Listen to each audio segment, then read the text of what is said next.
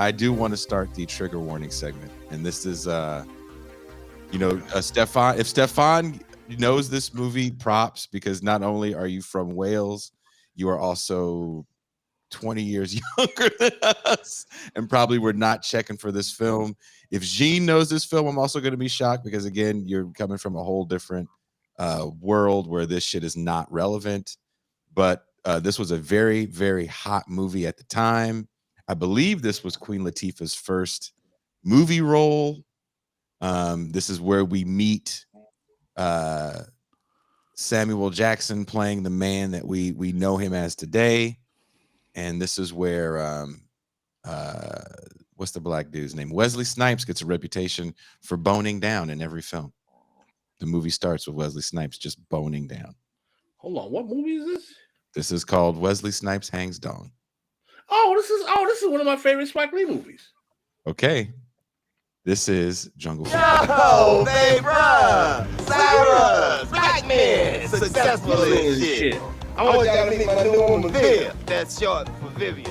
She good people. I like her.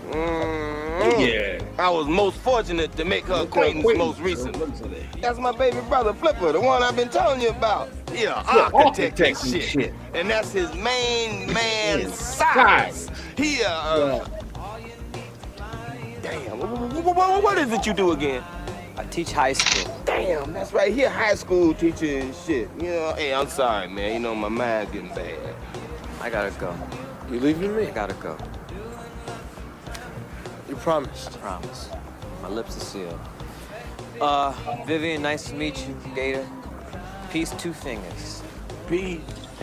Yo, Viv, would you let two loving brothers get a moment alone to get reacquainted and shit, you know what I'm saying? Where the fuck am I supposed to go? I know where the fuck I am. Don't give a fuck where you go. Can't skin ass out the school. You're up in the motherfucking swing and wait for me. Swing, motherfucker, that's cold as it is out here. I'm I'm trying to get some motherfucking money from my brother here. Goddamn it. What do I look like, a fool, motherfucker? Where Stick this shit in your mouth. Shit, smoke this shit. Shut you the fuck up. motherfucker, give me a motherfucking light, goddamn. Here, take this goddamn lighter. Take this goddamn lighter. Kill your motherfucking asshole. You better hurry your ass or you better come back with the motherfucking money, motherfucker. Shit. Go right there. Cold out here. You fuck, you freeze your motherfucking ass off. Just go. Shit. Oh, I like her. Look here, baby, bro. I'm a little light right now. Could you, like, let me hold some change? No, Gator, no. The dancing shit ain't gonna work. I ain't giving you a red cent. What? Come on, you could do me this one solid. What? Well, would you rather I go out and rob some elderly person? Steal? Well, either way, I'm gonna get high. But I really hate having to resort to knocking elderly people in the head for their money. But I'll do it. You know I'll do it. Yeah, you know I'll do it. I like getting high. I'm a crackhead. Ow. I like to get high. So so Pascal is not triggered because he remembers the film. But here's the thing that I wanted you guys to think about here for a second. I feel very comfortable calling myself someone that has been around a lot of real life crackheads, a ton of real life crack. I might be a bit of a expert in crackheadishness. Crackheadiology. That's a serious resume builder right there. Crackologist, if you will. In all my years of being around crackishness, never, ever, never have I seen a motherfucker dance for crack. Now, I've seen break dancers that might have a drug problem. I've seen people that are street musicians that might have drug problems, but never have I seen a person walk up to their family, because usually there's a lot of shame in begging, right? That's how begging works. You walk, I'm so sorry. I used to live in the Tenderloin where I would wake up so early to get to work that I knew the homeless cats that had the begging routines, and I would see them when they were rolling out their shit, like the guys that would pretend they had no legs and shit. Like I would see all the motherfuckers and would be like, "Hey, what's up, brother?" Like I knew these cats, and never did I see them dance a jig. I'm gonna get, and he would, and so there's another scene in the movie that I wanted to get where he dances for his mom. She's like, "Gator, dance for me, Gator," and he's like, "Mama, I'm gonna smoke the TV, Mama," and you know, and he ends up it's ridiculous. But that goes back to what our friend Bertram Cooper wrote about, like who gets to write for Black people. Obviously, Spike Lee's ideal, unless he just has a singing, dancing, Al Jolson, crack smoking, dope shooting motherfucker in his family. I don't know, but I've never seen that person, and so that's very coonish behavior. And guess what I found out, Pascal? What's that? That's no longer coonish behavior. Dancing for crack isn't coonish anymore? No, dancing for crack is not coonish. You know why? Why? Because the word coon has been redefined. What is it now? Hairstyle? Literally. I'm being totally serious.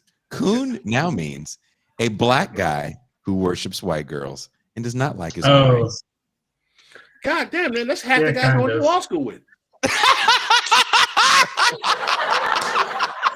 I just need to say,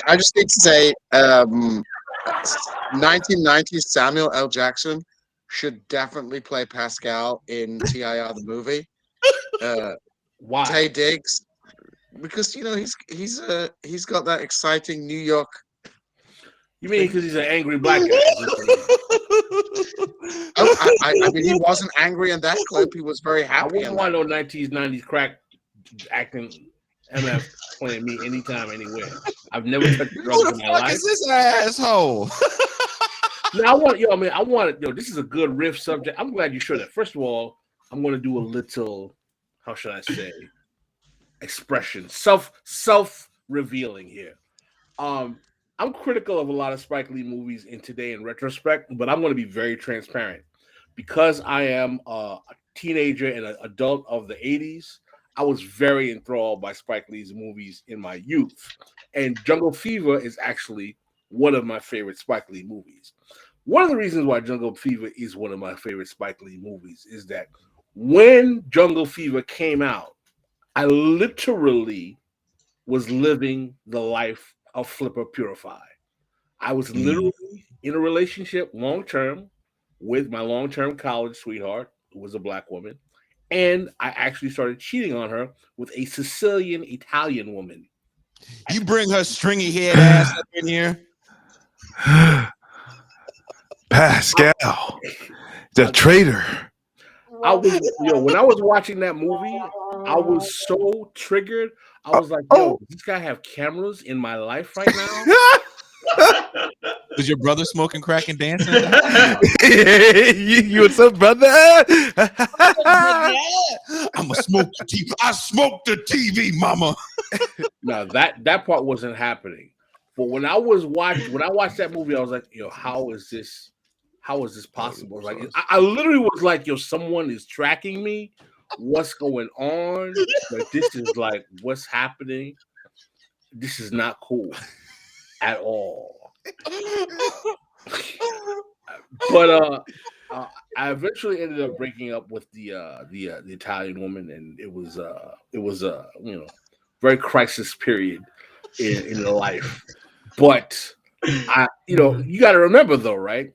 I was a hardcore Black nationalist in my college years, right?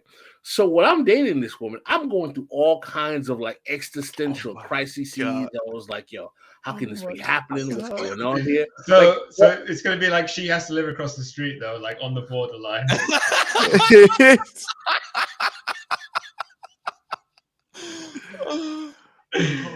Oh my God. So I mean, it was really funny, like watching that while I was actually doing that particular reality in my own life. But the thing is, like, one of the things, Jason's talking about, like the dancing crackhead, and I'm not going to disagree with his assessment, but there is something that's really, really fascinating about Jungle Fever if you were an adult or young person in that period of time, there was a certain level of class penetration of crack addiction You really into like middle class Negroes. Like that's not untrue. Like, I mean, the thing about that movie, like that shit happened to some people where you had middle class, upstanding black families, and there was someone in the family that was totally cracked out. Well, also, I And mean, we have dancing. to keep in mind what crack was cheaper, stronger cocaine. So I think something is missed in the cultural critique of the acceptance of cocaine kind of being a wonder drug. Cocaine is on the cover of Time magazine as this is the drug that's going to change the world for us. We're going to be able to do more. We're going to have more fun. I remember asking it's my mom's cousin, but I called him my uncle because he was so much older than me and he did a lot of drugs. I remember asking him, what's cocaine like? And he said, Jason, and I was probably like 10, 11. He goes, it's like having an orgasm from your toes all the way to the top of your head. That feels like a bit much. Scared me away from doing drugs. I was like, man, I can't deal with that. But no, I mean, listen, man. I know Torre hates Spike Lee movies, and I know why Torre hates Spike Lee movies, right? Because Spike Lee, like Torre, is a fellow Afro-Saxon, multi-generational, black, college-educated, middle-class, black person. But I think what Torre really kind of resents about Spike Lee, and I think this is fair, is that Spike Lee tries to front like he's a brother from the hood who's just a nouveau reach striver. You know what I'm saying? First of all, there's a lot of things about Spike Lee that I find really kind of cartoonishly anachronistic in terms of timing. Spike Lee is like 10 years older than I am. Is he really? And he's a total hip hop fan. I was like, yo, Spike, cats your age were rocking during disco. Like hip hop was the music of your younger bro. I mean, that's like, it's the same reason why I hear like Michael Eric Dyson talking about like, oh, I love Nas. I was like, Dyson, by the time Nas was coming out, you were probably like on your second child and your fourth divorce. Like, what are you talking about? You're a fan of Nas. Dude, you were listening to Shallow Ball with a Jerry curl in your hair in like 81. Come on, what are you talking about? But first of all, please don't. Is he like the same kind of age as Kamala Harris? Yeah, he should be. Spike Lee. She's another fake he's hip-hop older fan, than right? Actually, he's older than Kamala Harris. Kamala Harris is like 3 or 4 years older than me. Yeah. Nah, man. No, listen. Dyson is a late baby boomer. Like Dyson is the age of like my older cousins. I was like, my dude, you would go in the Studio 54 in like 77. What are you talking about? You love Nas. I mean, come on, man. He was trying to get in the Studio 54. Yeah, I mean, he's from Detroit because he wasn't. Oh, so he was doing something totally different. But the point I'm trying to say is that, like, with him and Spike Lee, is that the generational assumption of culture to try to seem hip is like so transparently kind of a fraud that it's a bit annoying. I'm not saying you can't like hip hop and be 65, 66 years old. I'm not saying that.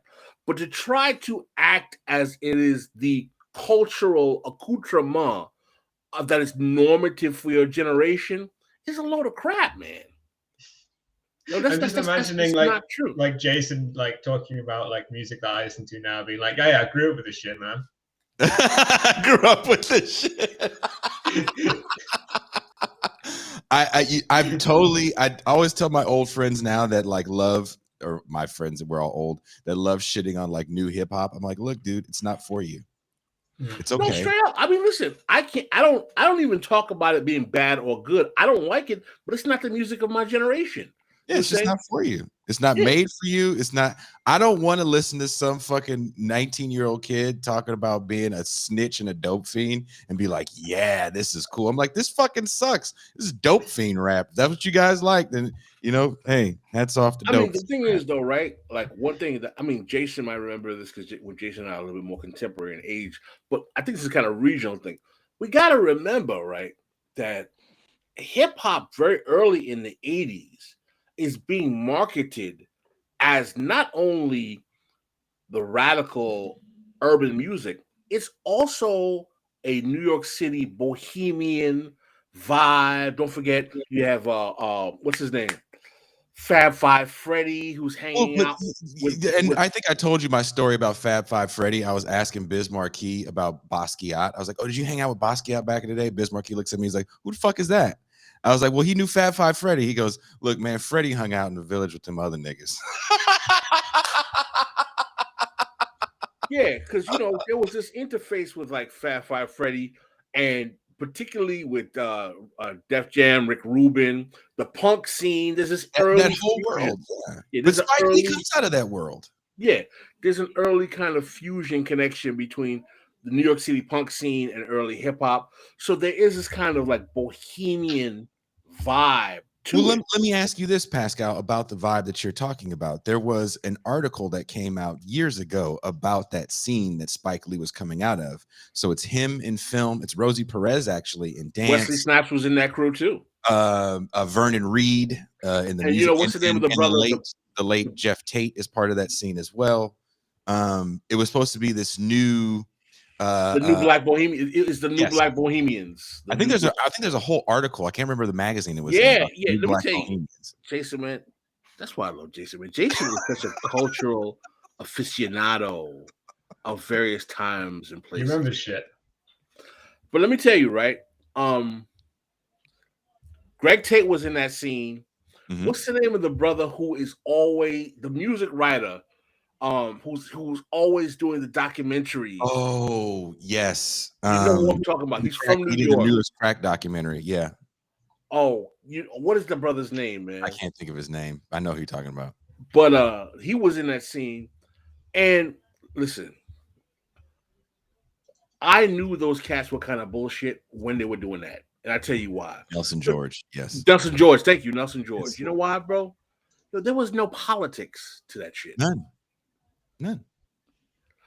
That the whole vibe of that 80s Black Bohemian was like, we are the new Harlem Renaissance, but in Brooklyn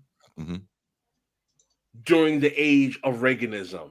And hip hop is our real new cultural expression. It was profoundly shallow and vapid. I feel that the politics, I believe that the cultural criticism and analysis of that time was profoundly shallow and vapid. I don't think much of them had an effect. The only class analysis that they were doing was like the Black middle class hates hip hop. They always hate Black creative music. Like there was no criticism of, you know, the development of the Black urban regimes under Black mayors. All of it was.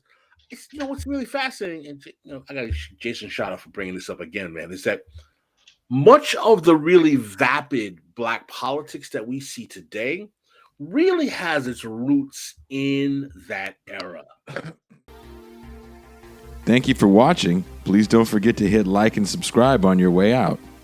You can catch the live stream of This Is Revolution every Tuesday through Thursday at 6 p.m. Pacific Time and Saturday, 9 a.m. Pacific Time.